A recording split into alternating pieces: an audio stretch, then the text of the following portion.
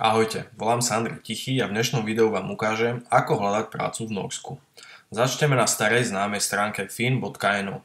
Tu kliknete na možnosť Job alebo práca.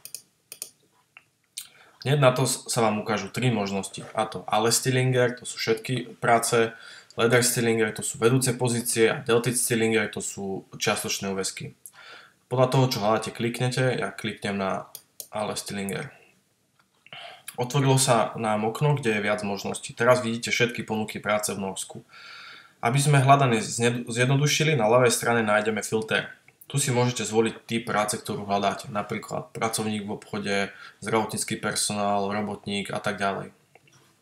Zvolme napríklad zdravotnícky personál, health personál. Otvorilo sa nám viac možností, napríklad optik, psychológ a tak ďalej. Keď už máte zvolený konkrétny typ práce, zvolite si oblasť, omrode. To nájdeme tu. Norsko je rozdelené na kraje, tu si môžete pozrieť ako. Takto vyzerá rozdelenie krajov v Norsku.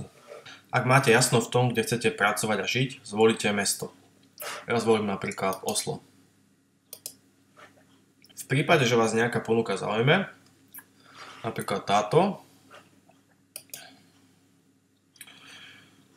rozkliknete a ukáže sa vám text inzerátu. Tu môžete vidieť, čo od potenciálneho uchádzača očakávajú.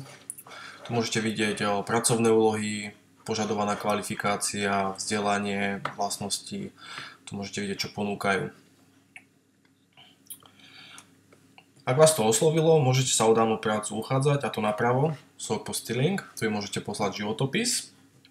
Odporúčam vám na životopise popracovať. Pripojte k nemu motivačný list, Soknat, to je v Norsku dosť štandardná vec. Tu im v krátkosti napíšete, prečo práve vy ste ten najlepší kandidát na danú pozíciu.